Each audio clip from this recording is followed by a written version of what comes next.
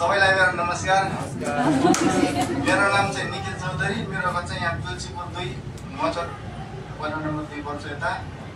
अब त्यो क्वेसन कस्तो आयो के आयो, मेरो सबभन्दा 1 नम्बरमा चाहिँ त्यो जुन थम्पु थरो हुन्छ त, त्यो टिप्परको पछाडिको त्यसलाई चाहिँ नाप्या थियो। त्यो चाहिँ कति 735 सेन्टिमिटर भनेको थियो। तल पनि कोरियनमा लेखेको थियो, त्यही थियो। अनि 2 नम्बरमा चाहिँ त्यो खुरीठ भन्छ कि के भन्छ, 43 च्याप्टरको फोजाङछाङवाला उपकरण हुन्छ त, त्यो बाटो बनाउने त्यही आएको थियो। त्यसैको काम नै भनेको थियो, अरू चाहिँ त्योसँग सम्बन्धित थिएन। त्यो चाहिँ खुरुदालाई चाहिँ खोलाएर गराएको थियो, अनियमित क्रियामा त्यो लगाएको थियो। अनि अर्को 3 नम्बरमा चाहिँ त्यो जुन लिसनिङमा आउँछ नि, त्यो जकेटलाई गर्ने चाहिँ सेबल भनेर 3टा जकेट थियो, त्यो पनि ठिकै थियो। अनि 4 नम्बरमा चाहिँ मिच्छुल चिनाएको थियो, त्यो पनि ठिकै थियो। त्यो रुवाला नियम हुन्छ त, त्यो अनियमित क्रियाको रुवाला नियम त्यो जानेपछि चाहिँ त्यो कुनमा लाग्छ, कुनमा लाग्ने त्यो थाहा भएपछि चाहिँ हुन्छ, त्यो राम्रोसँग मिलाइन्थ्यो, त्यो पनि ठिकै थियो। अनि 5 नम्बरमा 6 नम्बरमा 7 8 सम्म चाहिँ फिनखानी आयो।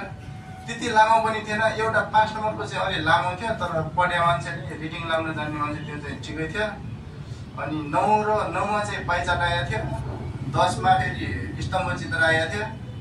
अनि 11 12 13 फेरि मिच्छुल चिनाएको थियो। त्यतिखेर सामान्य थियो, सानो थियो।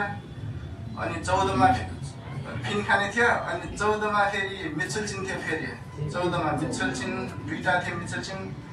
15मा चाहिँ लङ क्वेसन थियो, जुन के भन्छन् गरे कि त्यो ऋतु अनुसारको खेती भन्ने हुन्छ त, फोममा यो गर्ने, एरुममा यो, अब खाउलमा चाहिँ अब बारीसारी भित्र्याउँछौँ, यस्तैवाला थियो, त्यो पनि ठिकै थियो। अनि 16मा चाहिँ त्यो मोचे भर्तीवाला कार्ड हुन्छ त, त्यहीवाला थियो, मतलब कार्ड जस्तै त्यही अनुसार थियो। अनि 17मा फेरि एउटा चित्र थियो, स्याउले टिपिरहेको, त्यो 17मा थियो चित्र। अनि 18मा चाहिँ त्यो खिसुक्साको क्युचिक नियम अनुसारको त्यो मसे थ्यान आएको थियो, मतलब यो खानु हुँदैन, खिसुक्साभित्र चुरुट पियो भने हुँदैन, यही थियो। अनि फेरि 19मा चाहिँ मेरो युगेचिल आराम कक्षको अवै आएको थियो। काम गर्दा गर्दै एकछिन बसेर आराम गर्न सक्ने, चिया कफी खान सक्ने ठाउँ, यस्तै भनेको थियो। अनि 20मा चाहिँ वर्ल्ड कपको अवै आएको थियो। 20मा चाहिँ लगभग सजिलै थियो त्यो पनि। अब महिनाको एउटा यो फिक्स दिन, काम गरे बखत पाइने पैसा यस्तै भनेर आएको थियो। अनि 21 देखि कति 24सम्म चाहिँ शून्य मात्रै आएको थियो, मतलब त्यसले जे भन्छ त्यही शून्य मात्रै।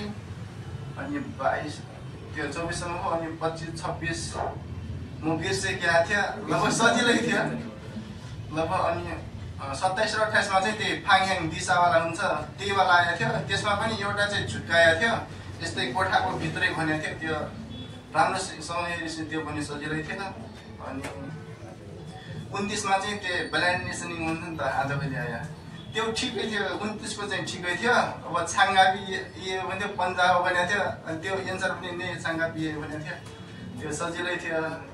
अनि 30मा चाहिँ जुन 38 39 40मा हुन्छ त लङ क्वेसन, त्यस्तै लङ क्वेसन नै आएको थियो, त्यो पनि राम्रोसँग बुझेपछि ठिकै थियो। अनि 31को पनि लगभग त्यो ब्लाइन्ड लिसनिङ आएको थियो, त्यो पनि बुझिने नै थियो।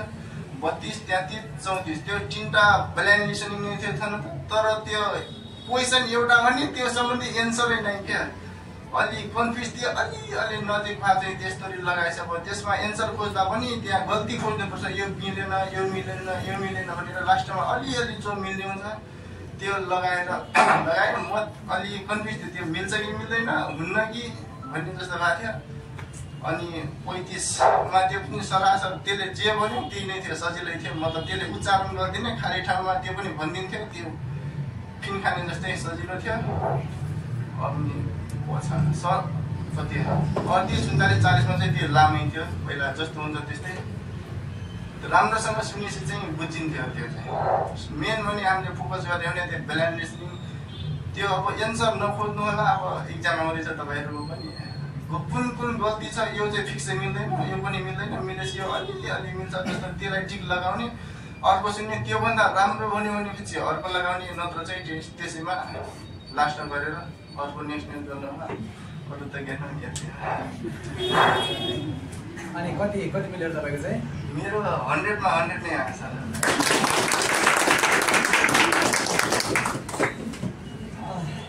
अब त्यही हो सुनिहाल्नु तपाईँहरूले र जतिमा त्यति नै मिलाएको छ है कुरो त्यो चाहिँ हो।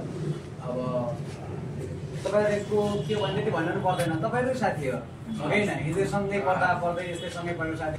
अरू त ठिकै थियो, सबभन्दा त्यही लिसनिङ चाहिँ अलि लिसनिङ कतिको फास्ट छ ठिकै छ कि त्यति फास्ट त छैन, तर भन्न त भन्छ तर त्यही अनुसारको फिक्स एन्सरै थिएन मेरोमा चाहिँ।